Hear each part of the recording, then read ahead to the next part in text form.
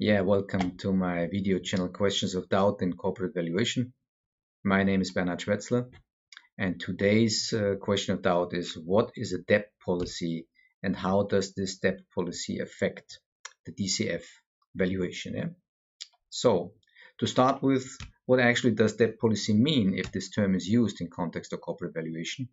So here is the most general definition of a debt policy. It is a set of standardized financing decisions that are assumed to be taken in the future by the owners of the company when valuing these companies. Yeah. So clearly, there's an unlimited number of different financing decisions that can be taken. So in that sense, that clearly explains the need for standardization. Yeah. So we give a certain set of decisions as a standard to be given.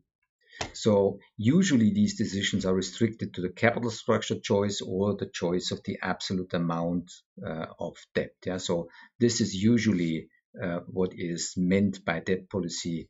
We presume a particular capital structure or a particular amount of debt that is kept in the future. Yeah? So the extended version is that we add to this capital structure or absolute amount of debt also the maturity structure of debt.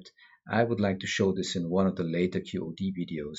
So for the time being, we restrict our attention to this simpler model, capital structure and absolute amount of debt are then this debt policy that is assumed. Yeah? So how does this debt policy affect the value of the corporation? Well, it does more or less through the back door, because the value of the tax shield, that means the present value of all debt-related tax savings due to the tax deductibility of interest, is affected by this debt policy. Yeah? So this is best analyzed and shown by using this adjusted present value approach, APV, for corporate valuation, because this approach splits the value of the firm into the value of the unlevered firm, a fictitious all-equity financed firm, and the value of this tax shield. And as I said, this tax shield value is affected by different assumptions about this debt policy. So here is again, as a wrap-up, a short intro into this APV, adjusted present value calculation. So in the first step, we calculate the value of an all unlevered, all equity financed firm. So this is done by here the free cash flow to entity, and the discount rate is then the unlevered cost of equity.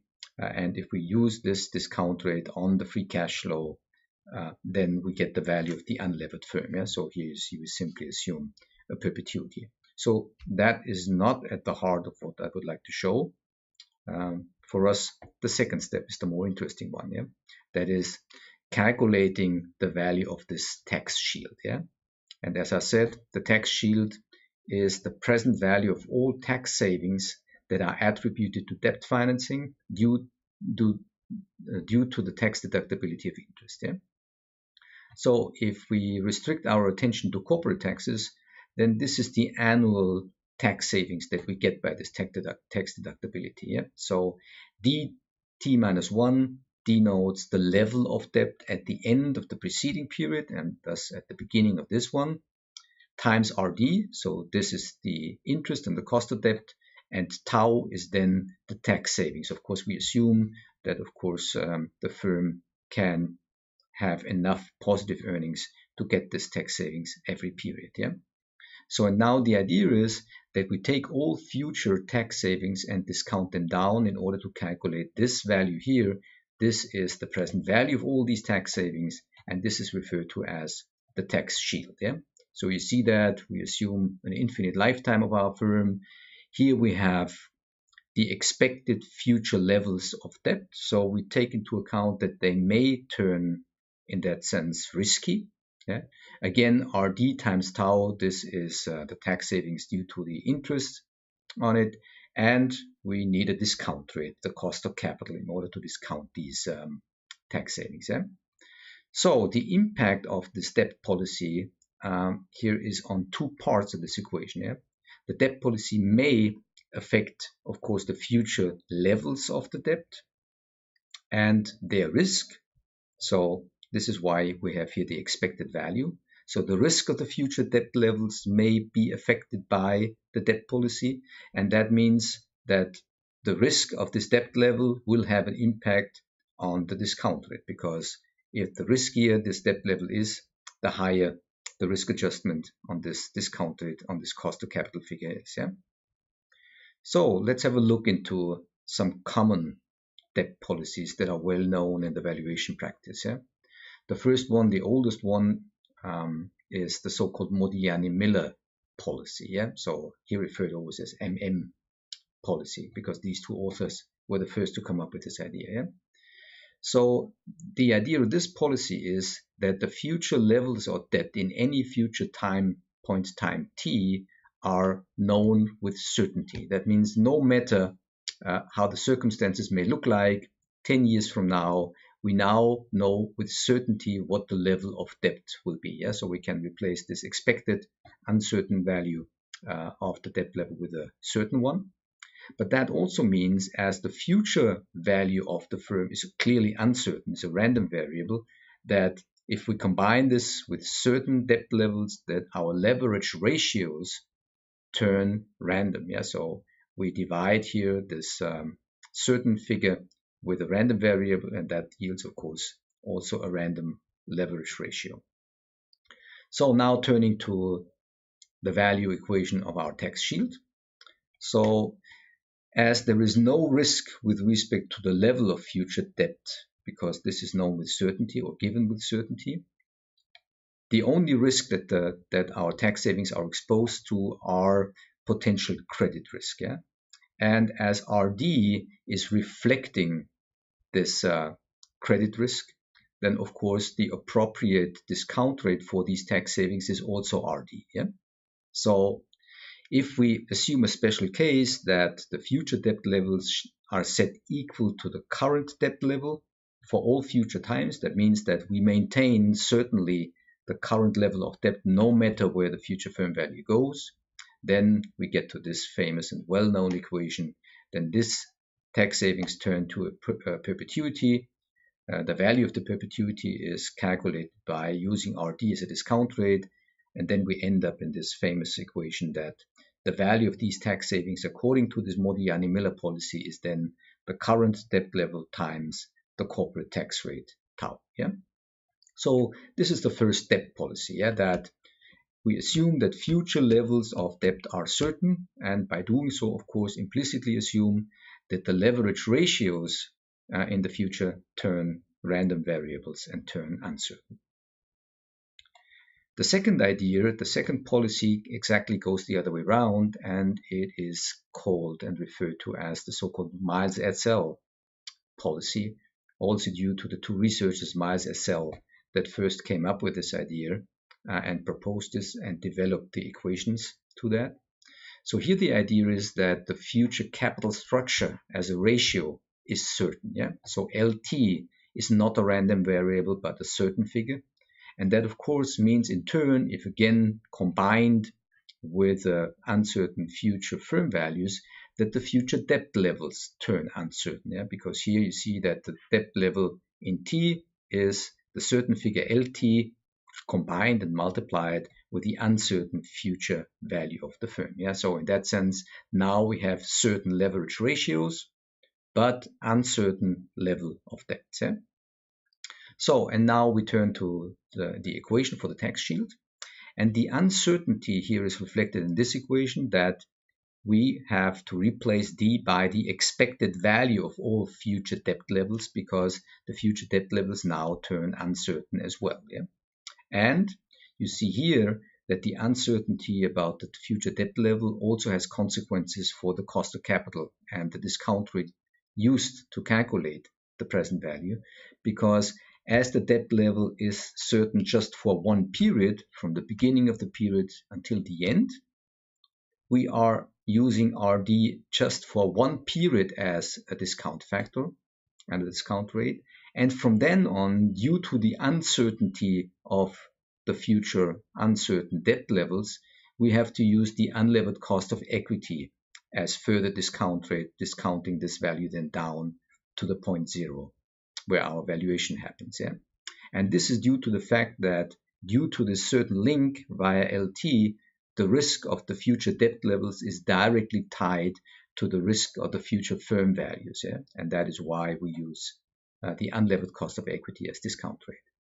If we further simplify this model here by assuming that LT is constant over time and equal to the current leverage L, so we then know that L is constant, and if we assume a perpetuity free cash flow, that yields the result that the expected value of the uncertain future firm value is equal to the current firm value, then this is the final version of the Miles-Edsel tax shield equation, because we now may express here the current debt level as L times this current firm value, and that yields then here this valuation equation. And finally, by extending this here, by multiplying this with a factor 1 plus RU tau over 1 plus RU tau, extending this equation, we finally come to this well-known value of tax shield according to a Miles-Edsel debt policy. Yeah?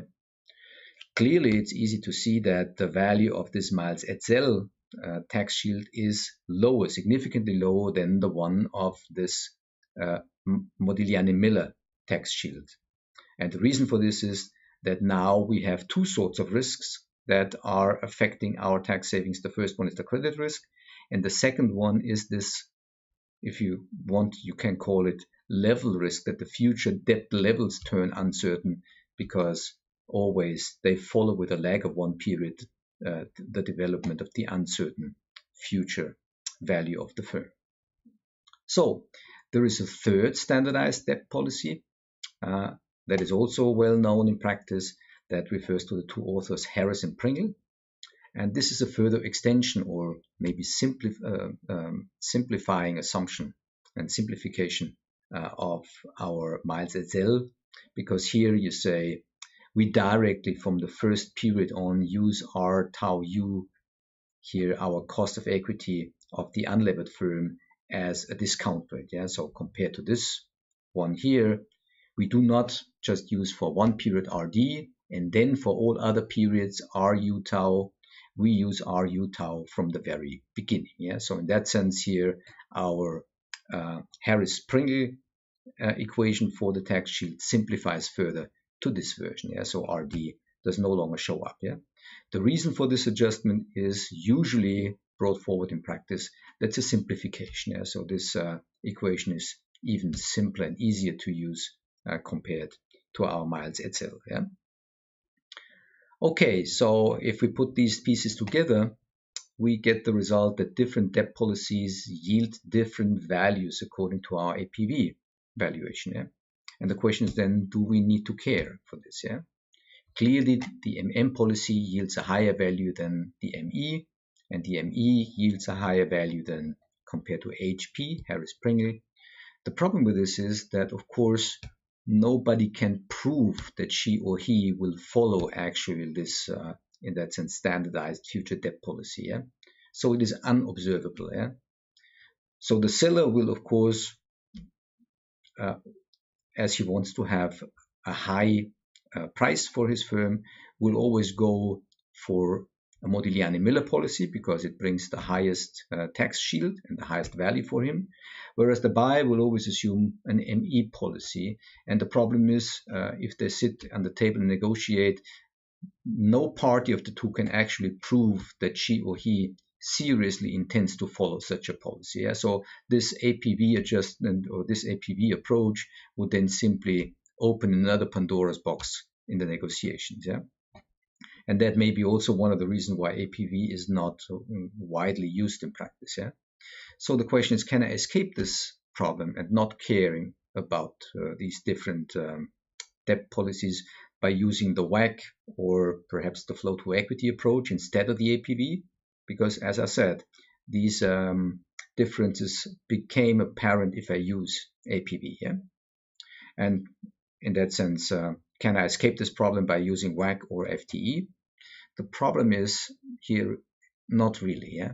And the reason for this is that these different debt policies also affect the beta of the firm, and by doing so, the cost of equity. Yeah? Why? These different debt policies yield different risk properties of the tax shields, and these risk properties of the tax shields combined with the risk of the debt then have an impact on this well-known leverage beta equation. Yeah? So I will show this later on in a later QoD video, but for the time being, we just take this as given. Yeah? So in that sense, there is no way to easily escape this problem by simply shifting to FTE or shifting to the WACC approach, because under FTE, the problem shows up through the back door in the beta factor and the cost of equity, and of course also because the cost of equity are part of the WACC, the WACC is affected also by this policy. Yeah? There is only one exception where you don't have to care for this, and it is quite convenient. If the firm is listed on the stock exchange and you are able to directly estimate the beta from its stock price, yeah, by estimating it with a single index model, and if you do not raise any question what debt policy is actually behind this beta factor and plug it into the WACC and assume that this capital structure is going to stay constant to infinity, then you don't have to worry about this distinction over the different debt policies. Yeah. So this is the exception. Yeah. If you estimate the beta of the firm directly from its stock price without raising any further question which debt policy is affected or is behind this estimated beta, then you may escape the problem, and then you don't have to care about this debt policy assumption. In all other cases, you have to come up with an assumption for the debt policy. That's it for today. Thank you.